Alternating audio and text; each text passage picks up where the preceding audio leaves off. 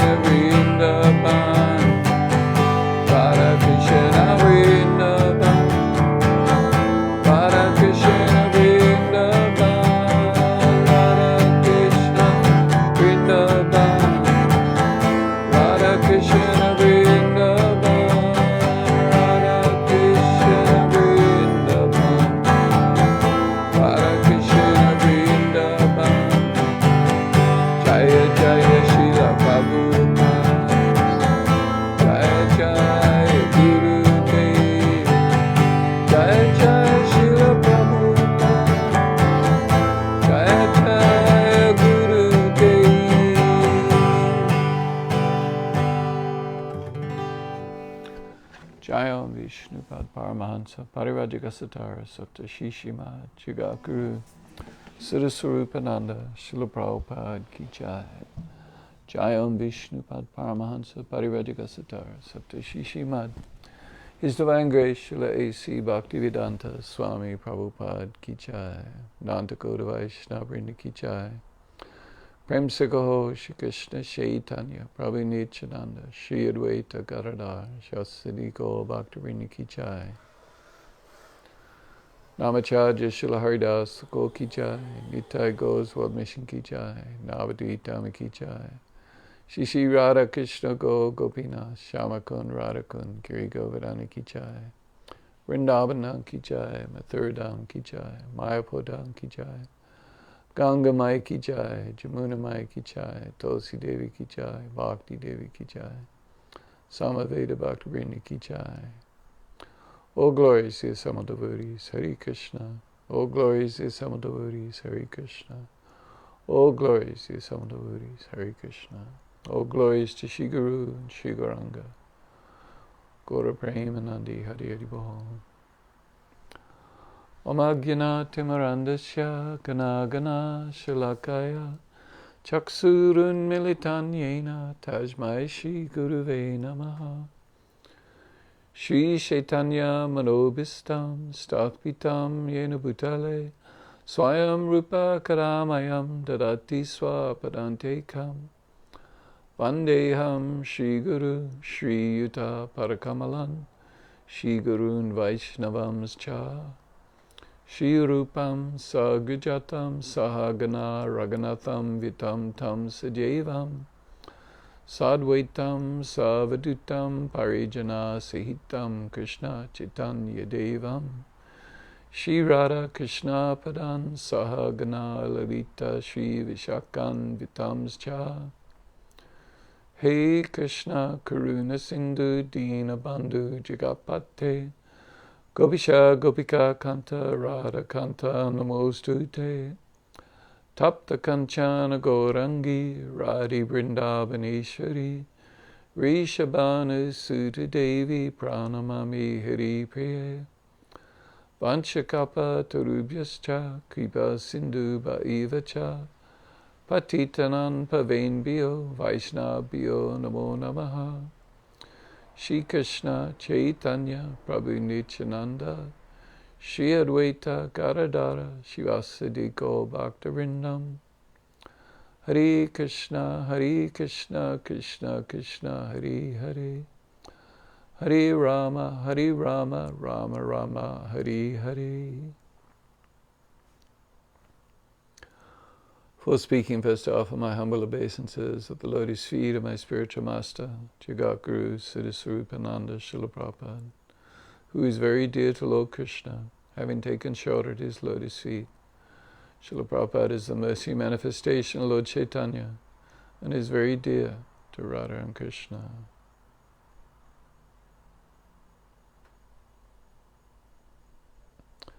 And offer my respectful obeisances to all the Vaishnava devotees of the Lord, who are like wish-fulfilling trees, able to fulfill all the desires of the fallen living entities, and are full of compassion upon them.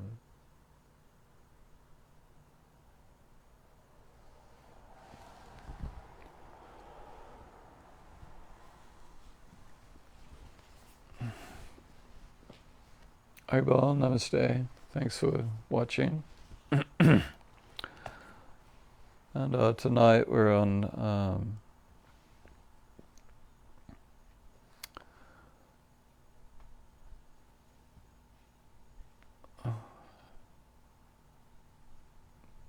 Bhagavad Gita, chapter 5, text 25. So we're approaching the end of chapter 5.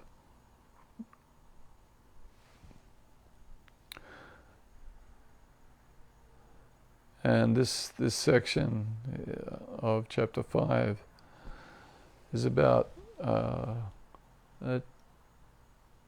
attaining liberation. So liberation, fixed in the Supreme. So this is a series of verses running from text 16 to text 26. And so in this section, Krishna has been using different words for liberation. But in these three verses, 524, 525, and 526, Krishna refers to Brahman Nirvanam. So Nirvana. Nirvana is like the Buddhist term, or is used by Buddhists. There's some question about who used it first, whether it's quote Hindu or whether it's quote Buddhist. But when the Buddhists use the term nirvana, means to like snuff out. I mean, the words actually mean like to snuff out a candle. So it means to snuff out material existence. To the Buddhists, this snuffing out of material existence means to like cease, essentially to cease existing. To go to the void, to no longer exist. And of course, as Prabhupada points out very,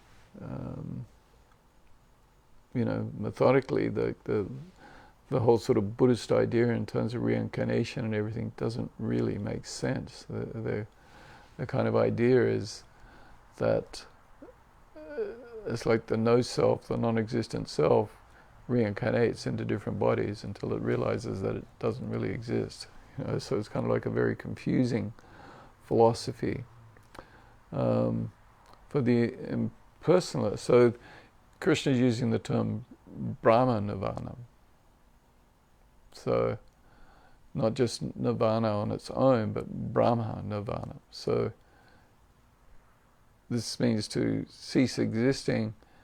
The material body, the material identity ceases to exist, and we become, like an impersonalist would say, merged in Brahma or Brahman. Whereas the Vaishnava takes it that one who enters into Brahman, ceasing to exist on the material platform, realizes that they're it's like the idea of a green tree, a green bird merging into a green forest. So like the impersonalist idea is that one merges into the forest and ceases to exist, right? Merge into the Brahman, merge into the effulgence of the Supreme Lord, and to cease existing as an individual, become one, right? This idea of oneness. Tat Tvamasi, you are that, or Soham, I am God, This is the impersonalist idea. And for the Vaishnava, it's like the green bird merging into the green forest. The green forest is there and the green bird is there. So the green bird maintains its individual existence, its individual personality. And so similarly from the Vaishnava's point of view, and as Krishna is speaking it, Brahma Nirvanam means to enter into the spiritual world, into the world of spirit, into the Supreme. So one continues one's existence, but within one's freed of this material body, and in one's spiritual form, one then engages in relationships with the Supreme Brahman, Krishna, Param Brahma, the Supreme Person. The Brahman effulgence is resting upon, like Krishna says in Bhagavad Gita 14:27, Brahmano hi pratistaham. The Brahman is resting upon me. Krishna is the source of Brahman. Krishna says, chapter 10, text 8, Aham savasya prabhavo mata savam pravartate. Everything emanates from me. Krishna is the cause of everything. Krishna says in chapter 7 that everything is like a pearl of, he's the support of everything, just like a thread supports the pearls, like a necklace of pearls. They're supported by the string. You may not see the string, but the string is there supporting them. Similarly, everything is resting upon Krishna. So the Brahman effulgence is resting upon Krishna. It's emanating from Krishna, resting upon him.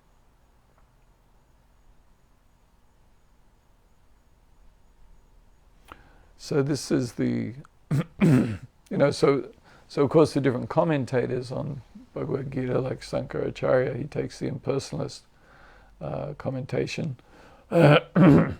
Some Vaishnava commenters like Ramanujacharya or Madhvaracharya, they're not necessarily clearly defining or stating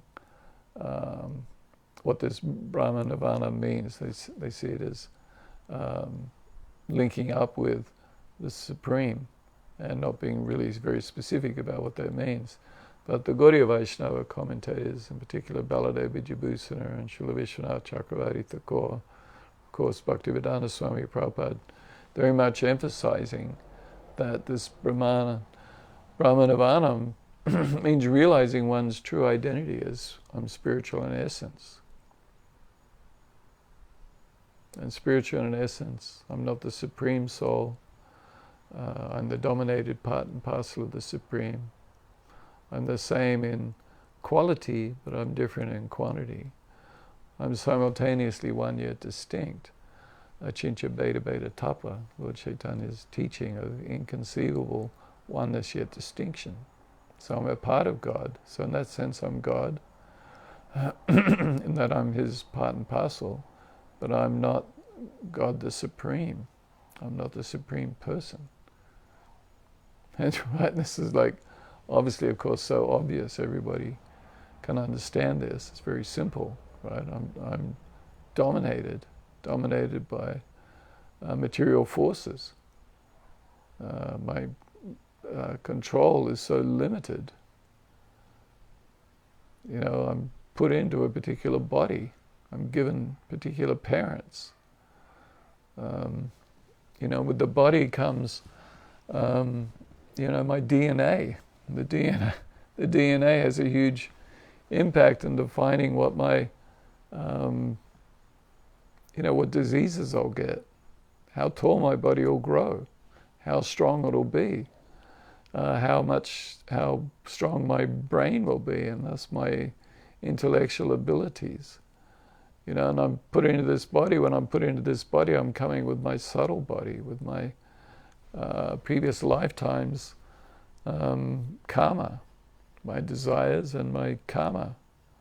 The results for my previous activities are waiting to fructify. They're like seeds. There's a bit of an analysis about the 4 kinds of, karma. There's a discussion in the beginning of the Nectar Devotion, where it's like there's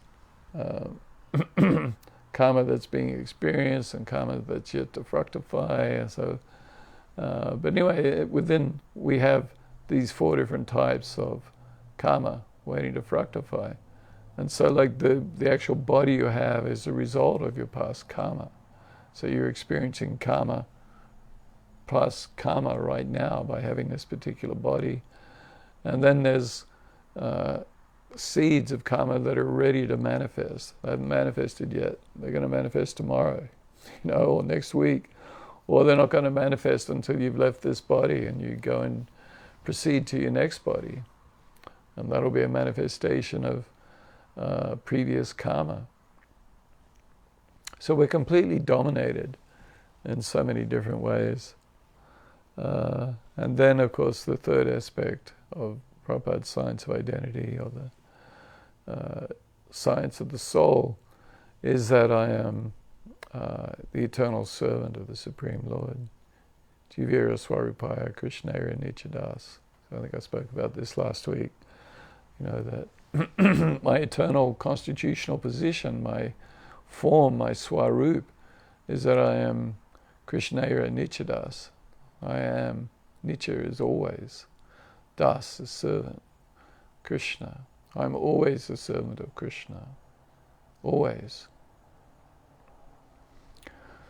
Wherever I am, if I'm hanging out in the Brahmani effulgence, somehow I've managed to merge back into it, or merge into it, then, I'm serving Krishna in the sense that, his effulgence is his spiritual light. And if I'm there, then I'm still Krishna's eternal servant. I'm always Krishna's servant. either I had the potential to serve or I'm serving. Or if I'm just in this, in the Brahman, then it's like, well, I'm serving by being in part of his effulgence. But I never actually lose my individual existence. I may not become aware of my individuality, but nonetheless, it's always existing. So I'm always the servant of Krishna. And in the spiritual world, I serve him in particular moods or rasas. So this neutrality, Shanta rasa, this is the mood of neutrality where I love God. I have love for God, but I'm not actively serving. I'm passive. I'm just like, I like to be around God. I like to look at his form. I like to chant his names, but which of course is service, so these starts to become active. But I'm really in the mood of neutrality. And oftentimes this Santarasa is described as relating to the impersonalists and the mystic yogis who are like, they're meditating upon Krishna, then perhaps they're meditating upon his impersonal aspect, or maybe they're meditating on Krishna, or they're meditating upon the Paramatma. But they're attracted to the Supreme Lord, but it's in a very neutral way versus active service, where one is actively serving Krishna, participating in his pastimes, trying to assist him in whatever way. So anyway, there's the 5 different rasas, and so this is the, how the Vaishnavas take these words, Brahma Nivanam, that Krishna uses 3 times here in chapter 5.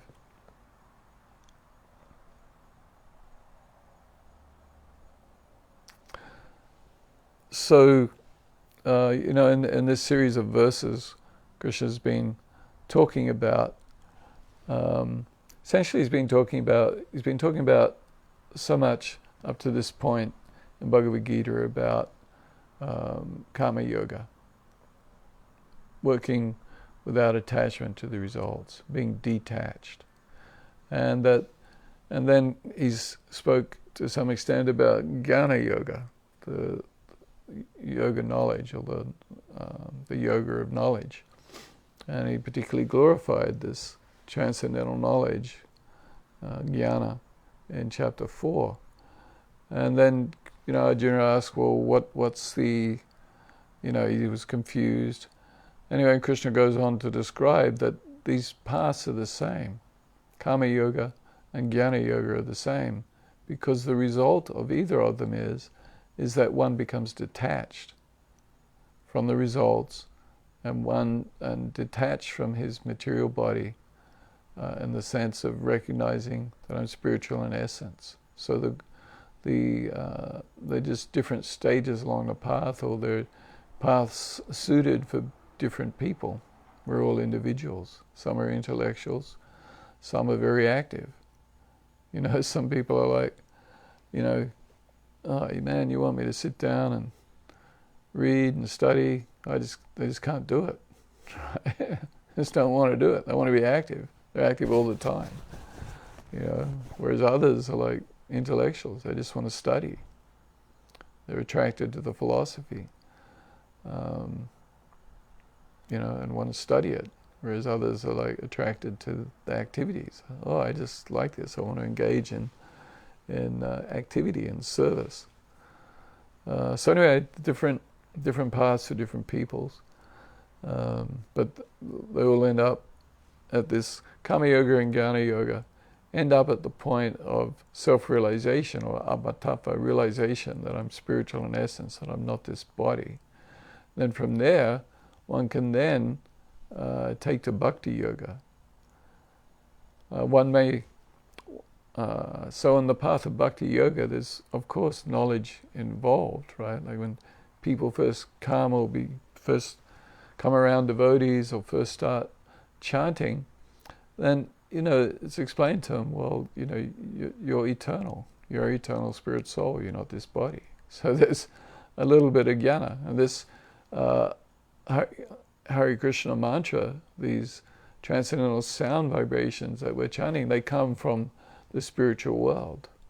They're descending via the parampara, the chain of spiritual masters. So coming from Krishna, descending through the parampara, and we're receiving them, this spiritual sound vibration. It's not a material sound. So there's some knowledge there, even if someone's not really studying the philosophy, they're at least receiving basic spiritual ideas. And then there's the practical application, chanting of Krishna's names.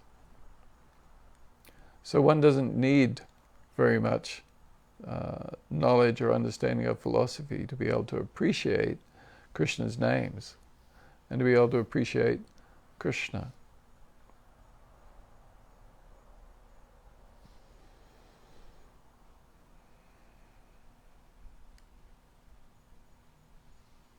So it's like, bhakti yoga is like a shortcut, right?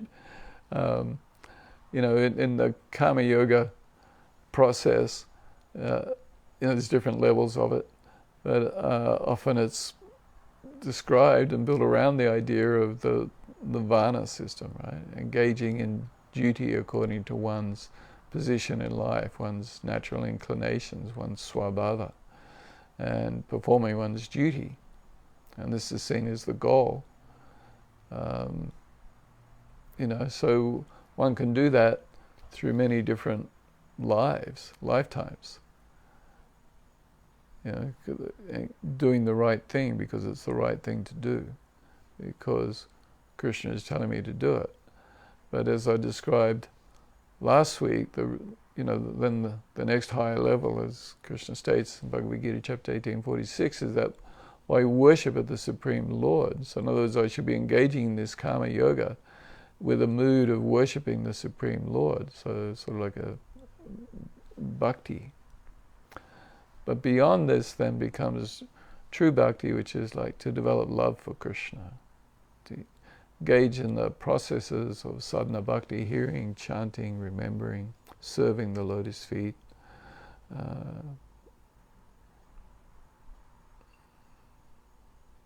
offering prayers, rendering service, making friendship, and abandivadena, full surrender, surrendering, self-surrender to Krishna. So these are the processes of sadhana bhakti.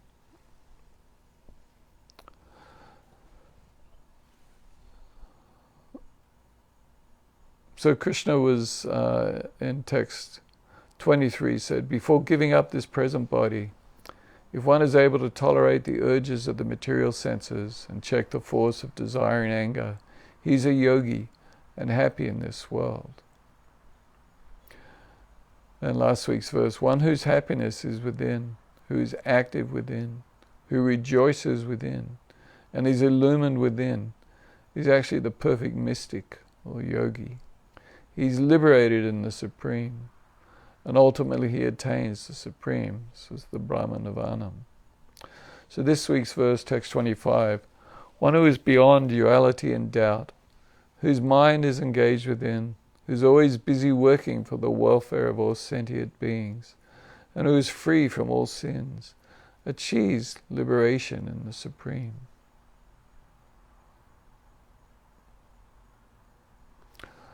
Labante Brahmanirvanam Rishaya Kishina Kalmasaha China Dvaida Yatat Manaha Sava Bhuta Hite Rataha Labante Brahmanirvanam Rishaya Kishina Kalmasaha China Dvaida Yatat Manaha Sava Bhuta Hite Rataha.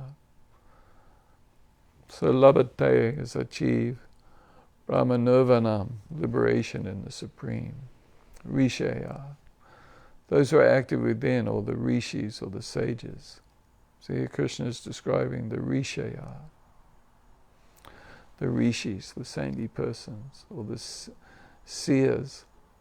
So rishi is one who sees, they're called a seer, S-E-E-R. So this is one who sees the truth. So when Krishna talks about realizing the truth, he's using the word sees, darshinaha. So, darshan, right? Darshan is to see the deities or to see the spiritual master. Darshan, to see like that. So, but Krishna talks about seeing the truth, like in Bhagavad Gita chapter 434, he talks about the acceptance of a spiritual master. He talks about a tatva darshinaha, those who have seen the truth. So he talks about seeing the truth. This is stronger than hearing about the truth, or even knowing the truth. It's seeing the truth. So when you see something, it's like, oh, okay, it's so much more powerful than perhaps just hearing or intellectually understanding. It's like seeing has the sense of like realization. In other words, like we're in the darkness of ignorance, and then when a light is turned on, suddenly we can see everything. So in this sense, Krishna talks about seeing the truth, seeing the absolute truth. And so Krishna here is speaking about the rishis, the rishayaha, those who are active within, or the rishis, or the seers of the truth. Kashina kamasaha, who are devoid of all sins. China, torn off or cut away, severed. Dvaidaha, the duality, disputes, doubts and uncertainties. Yata atmanaha, engaged in self-realization, whose selves are restrained. So the rishis, they're active within, who are devoid of sin, who they've severed duality or disputes or doubts or uncertainties.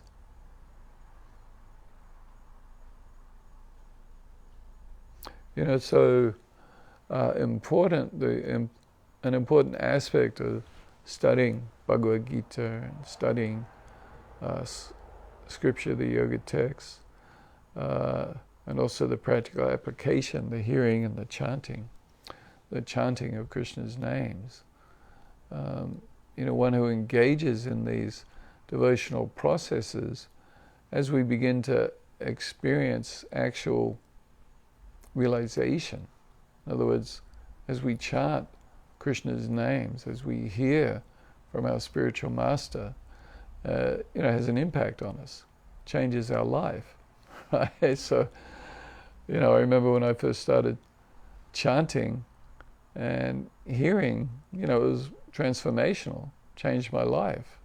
Right? Became or at least attempted to become, a devotee of Krishna based upon hearing and chanting, practical application, association with other devotees. It's described that there's the 9 stages of devotional service. The first one is Shraddha, right? Developing a little bit of faith. So, and this faith or Shraddha then leads to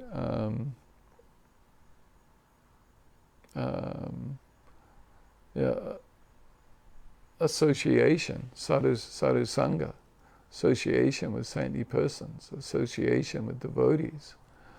And then through having some faith and through association with devotees, then one begins to engage in devotional service, bhajana kriya.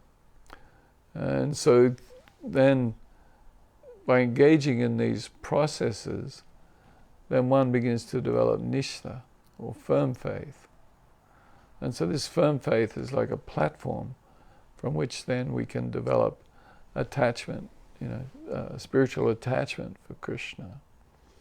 And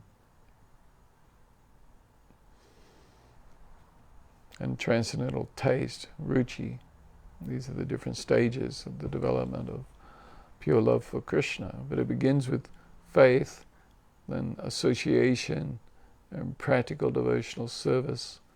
And then from there, nishtha develops firm faith. So, we need to develop this firm faith. And this is, one aspect or one reason for studying Bhagavad Gita is one can hear from Krishna and one can realize the truth of what he's speaking.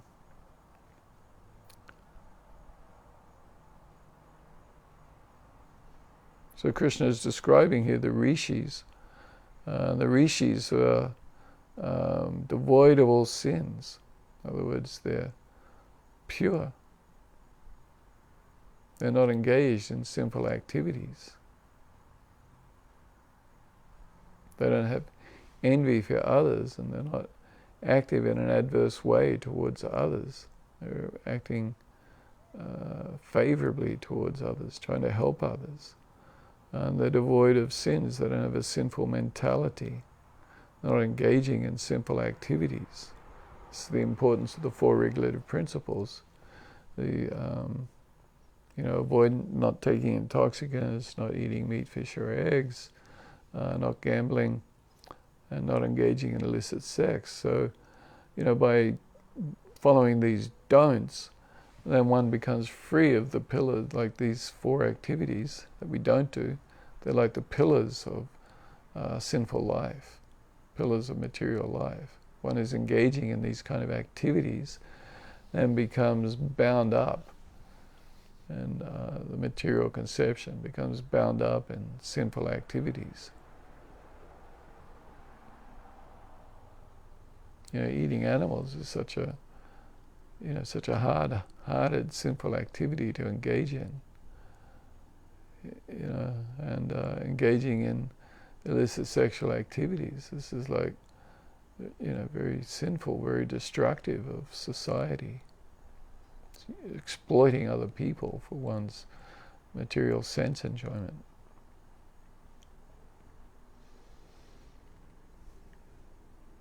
Intoxication is,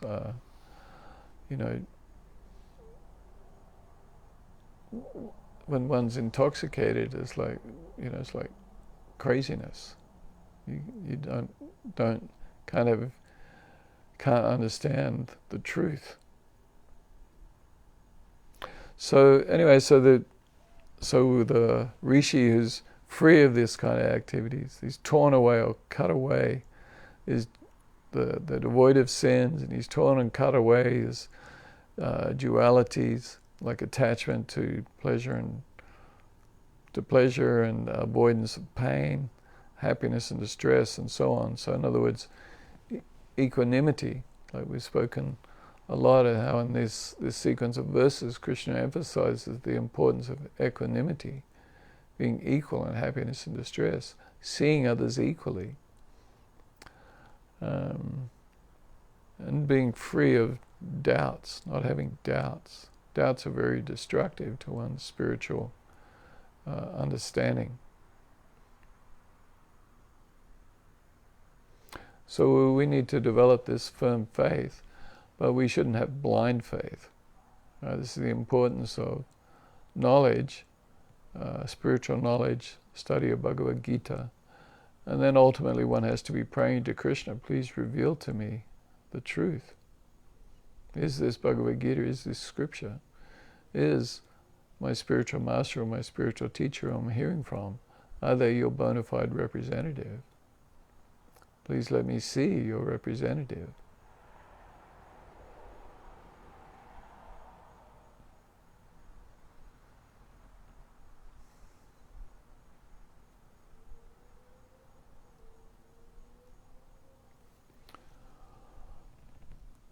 Yata Atmanaha, engaged in self-realization, or whose selves are restrained.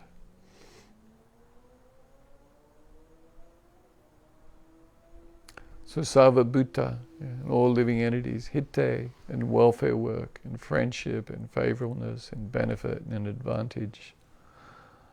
Rataha, engaged or delighted, content, rejoicing. So one is beyond duality and doubt. whose mind is engaged within, who's always busy working for the welfare of all sentient beings, and who is free from all sins, achieves liberation in the Supreme.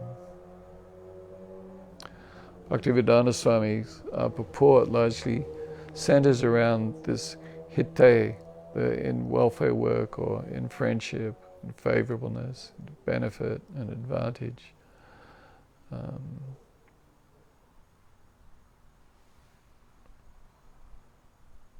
So he says, only a person who is fully in Krishna consciousness can be said to be engaged in welfare work for all living entities. When a person is actually in the knowledge that Krishna is the fountainhead of everything, then when he acts in that spirit, he acts for everyone. The sufferings of humanity are due to forgetfulness of Krishna as the supreme enjoyer, the supreme proprietor, and the supreme friend. Therefore, to act to revive this consciousness within the entire human society is the highest welfare work. So this was, yesterday of course was the disappearance day of Srila Bhaktivedanta Swami Prabhupada.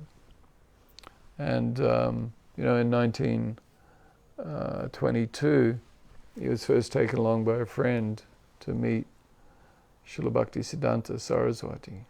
He'd heard that his friend was telling him, you should come and see this sadhu, this saintly person, this sannyasi.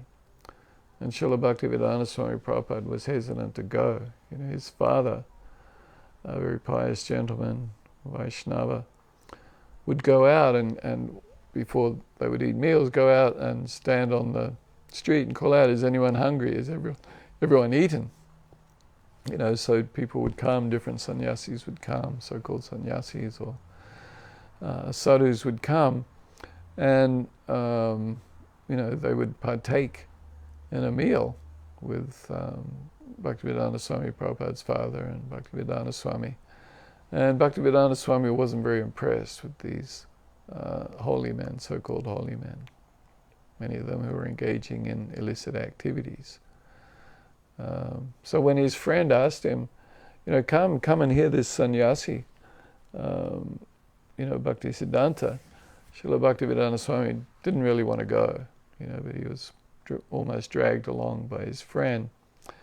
And, so when he first starts to, or Bhaktisiddhanta sees Bhaktivedanta Swami Prabhupada, and Bhaktivedanta Swami was educated, been to Scotch College in Calcutta, the preeminent educational institution of higher education there. And so Bhaktisiddhanta Saraswati says to him, you are educated man. You should be preaching Lord Chaitanya's message in the West, in the English language. And at the time, Bhaktivedanta Swami Prabhupada was enamored of Gandhi's movement, even wearing khadi, and he even rejected his diploma on graduating from college, and as a sign of protest against the British Raj. And so Bhaktivedanta Swami, argued, no, we're a subjugated nation. Our important goal is to get free of the British. And Bhaktisiddhanta Saraswati, told him, no, this is, there's always thisism or thatism or subjugation or non-subjugation. But the real important thing is to teach people their true identity so they can get free of this wheel of birth and death. So in other words, if you engage in welfare work and help a person's body, well, yes, this is good. We should be compassionate. We should be concerned about people's material, mental, and spiritual well-being. But Bhaktisiddhanta Saraswati Thakur was strenuously stressing upon the importance of teaching a person about their true identity and teaching them about Krishna and giving them Lord Chaitanya's message so that they can actually get free of this wheel of birth and death. In other words, you help somebody's material body, well that's great, right? You help them, overcome disease or whatever. This is nice. Although Bhaktisiddhanta was a lot stronger than I'm putting it. He's like, it's useless. The only thing that you should do is give people Krishna, actually free them from the wheel of birth and death so they don't have to suffer in this material world, material bondage, don't have to suffer birth, diseases, old age and death over and over and over and over and over again. And Srila Bhaktivedanta Swami Prabhupada was very impressed by what Srila Bhaktisiddhanta Saraswati Thakur was telling him. He explained that he left that meeting feeling, Lord Chaitanya's message is in very capable hands, and feeling that he had met a bona fide spiritual master. So this is what Srila Bhaktivedanta Swami Prabhupada is essentially saying here in this purport. That only a person who is fully in Krishna consciousness can be said to be engaged in the welfare work for all living entities. Just by the presence of the devotee of Krishna, everyone is benefited, the world is benefited. And giving the names of Krishna to people, and people are chanting the names of Krishna. This is a wonderful transcendental sound vibration circulating the world that is beneficial for everyone.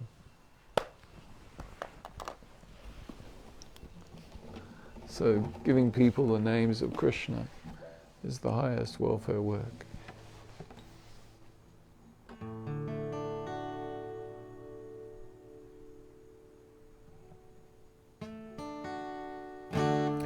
Hare Krishna, Hare Krishna, Krishna Krishna, Hare Hare,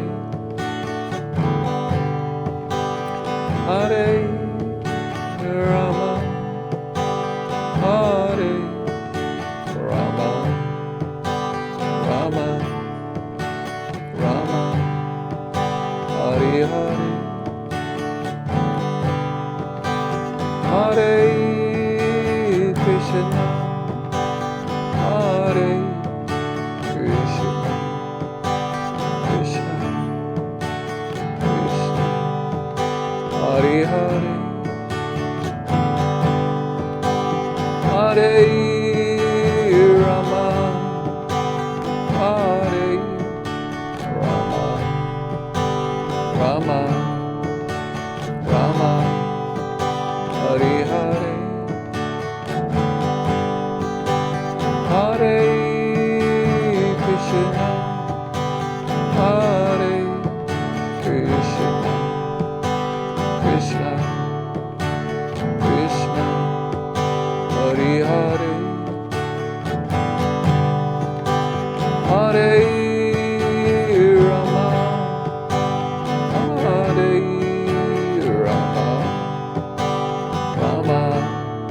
Hare Rama,